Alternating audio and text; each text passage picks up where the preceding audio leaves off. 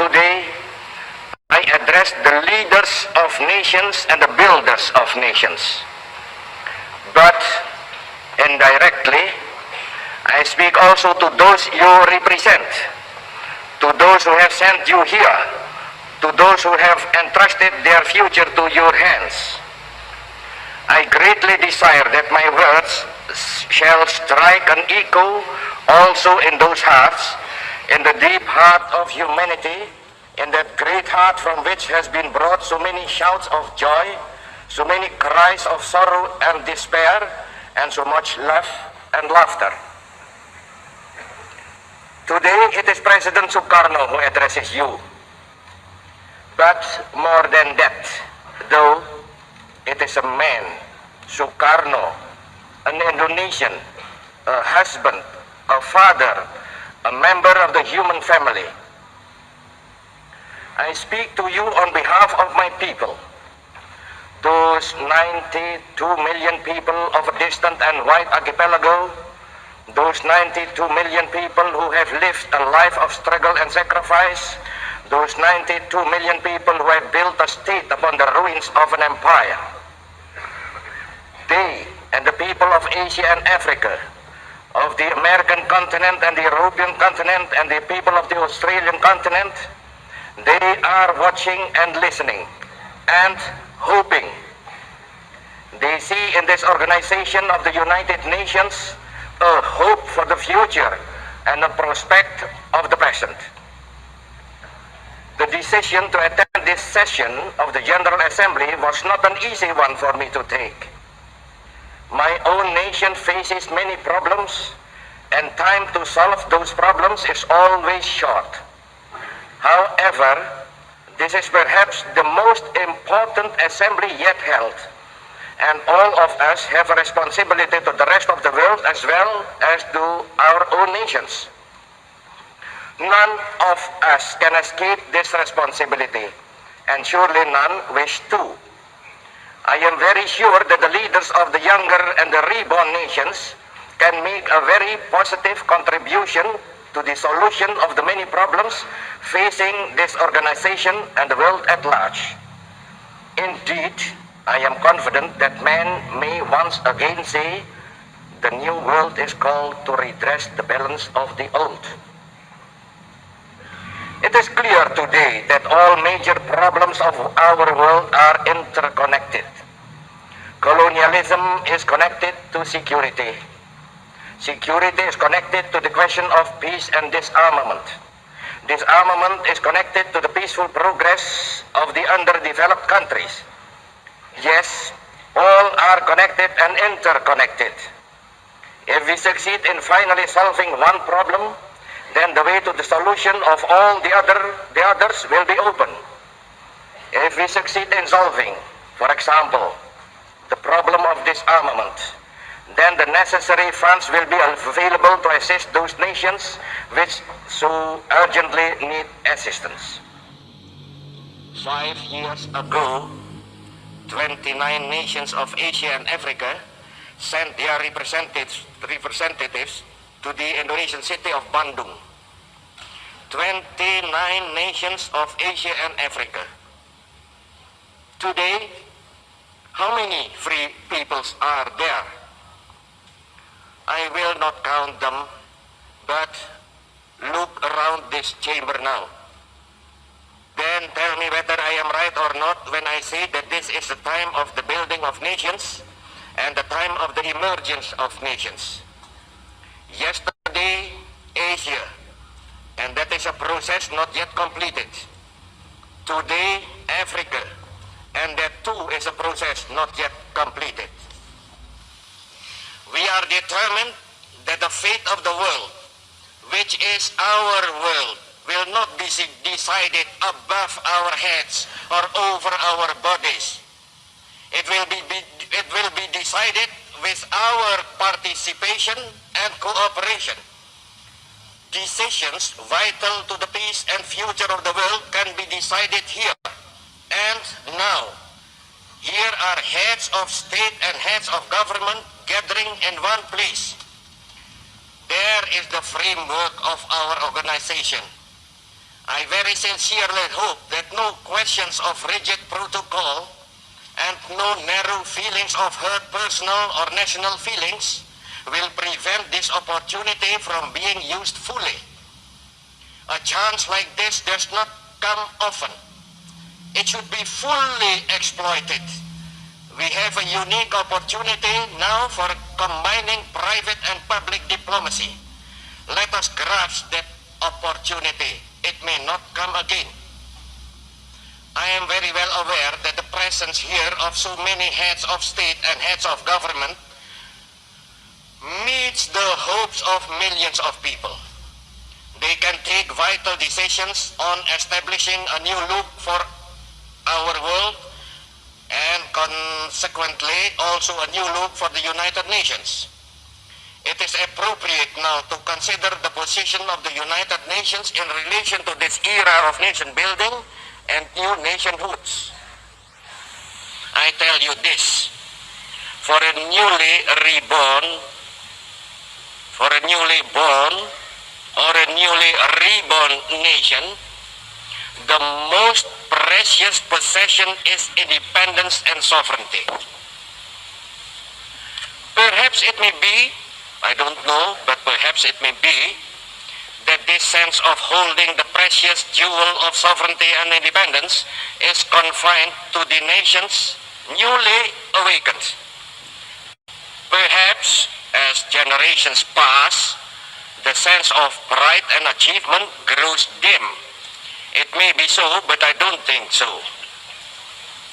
This is an international body. It is not yet either supranational nor supranational.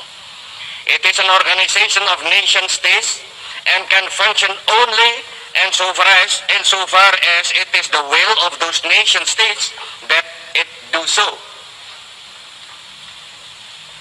Have we all unanimously agreed to surrender any part of our sovereignty to this body? No, we have not. We have accepted the Charter, and the Charter is signed by fully sovereign, fully equal nation states. It may well be that this body should consider whether its members should surrender any part of their sovereignty to this international body. But if any such decision is made, it must be made freely and unanimously and equally. It must be made by all nations equally, the ancient and the new, the emergent nations and the old established, the developed and the underdeveloped. This is not something which can be imposed on any nation. Furthermore, the only possible basis for any such body as this is strict equality. The sovereignty of the newest nation or the smallest nation is just as precious, just as inviolable as the sovereignty of the biggest nation or the oldest nation. And furthermore again, any transgression against the sovereignty of any nation is a potential threat to the sovereignty of all nations. For 15 years now, the West has known peace, or at least the absence of war. Of course, there have been tensions. Yes, there has been danger. But the fact remains that in the midst of a revolution engulfing 3/4 of the world, the West has been at peace. Both great blocs, in fact, have successfully practiced coexistence for all those years, thus contradicting those who deny the possibility of coexistence. We of Asia, I repeat, we of Asia, we have not known peace. After peace came to Europe, we endured atomic bombs. We endured our own national revolution in Indonesia. We endured the torment of Vietnam. We suffered the torture of Korea. We still suffer the agony of Algeria. Is it now to be the turn of our African brothers? Are they to be tortured while our wounds are still unhealed? And yet, the West is still at peace. Do you wonder that we now demand, yes, demand respite from our torment? Do you wonder that now my voice is raised in protest? We, who were once voiceless, have demands and requirements. We have the right to be heard. We are not subject of barter, but living and virile nations with a role to play in this world and a contribution to make. Imperialism is not yet dead. People sometimes say imperialism and colonialism is dead. No, imperialism is not yet dead. It is dying. Yes, the tide of history is washing over its battlements and undermining its foundations. Yes, the victory of independence and nationalism is certain. Still, and mark my words well, the dying imperialism is dangerous as the wounded tiger in a tropical jungle.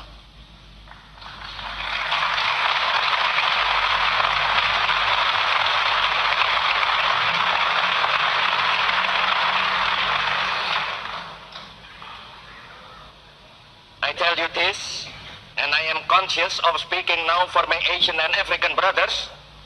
The struggle for independence is always justified and always just. Those who resist that irresistible onward march of national independence and self-determination are blind. Those who seek to reverse what is irreversible are dangerous to themselves and to the world. Until these facts, and they are facts, are recognized, there will be no peace in this world and no release of tension. I appeal to you, please place the authority and the moral power of this organization of states behind those who struggle for freedom. Do that clearly, do that decisively, do that now, do that, and you will gain the full and wholehearted support of all men of goodwill. Do that now, and future generations will applaud you. I appeal to you, to all members of the United Nations, move with the tide of history. Do not try to stem that tide. Then it is the testing of those weapons. I know that there is scientific disagreement about the genetical effect of those tests. That disagreement, however, is in terms of the numbers affected. It is agreed that there are evil genetical effects. Have those who authorize the test ever seen the results of what they do? Have they looked at their own children and thought about those results? At the present time, the testing of nuclear weapons is suspended. Not, mark you well, not forbidden, but only suspended. Let that fact serve as a beginning then. Let that fact serve as the basis for prohibition of testing and then for real disarmament. Before leaving the subject of disarmament, I must make one more comment. To speak of disarmament is good. Seriously, to attempt the making of a disarmament agreement would be better. Best of all would be the implementation of an agreement on disarmament. However, let us be realistic. Even the implementation of a disarmament agreement would not guarantee peace to this sore and troubled world. Peace will come only when the causes of tension and conflict are removed. If there is a cause for conflict, then men will fight with pointed sticks if they have no other weapon. I know because my own nation did that very thing during our struggle for independence. We fought then with knives and pointed sticks. In order to make peace, we must remove the causes of tension and of conflict. That is why I spoke deep from my heart about the necessity of cooperation to bring about the final inglorious end of imperialism. Where there is imperialism and where there are simultaneously armed forces, then the position is a dangerous one indeed. Again, I speak from experience. That is the situation in West Irian. That is the situation in the 1/5 of our national territory which still labors under imperialism. There in West Irian, we have imperialism and the armed forces of imperialism. Bordering that territory, our own troops stand guard by land and sea.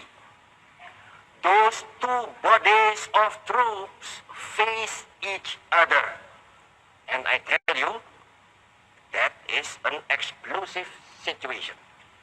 Very recently, those young and misguided troops who were in West Irian defending an outmoded conception were reinforced by an aircraft carrier, the Karl Doorman, from their remote homeland. I tell you that then the situation became positively dangerous.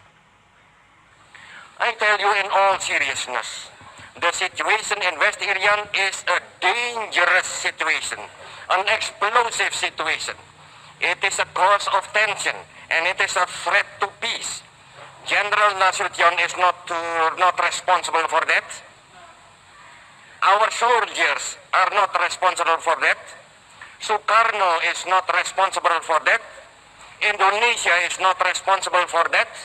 No, the threat to peace springs directly from the very existence of colonialism and imperialism. Remove those checks to freedom and emancipation, and the threat to peace disappears.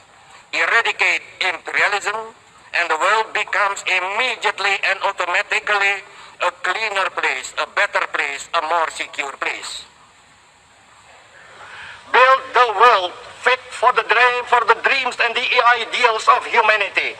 Break now with the past, for the day is at its dawning.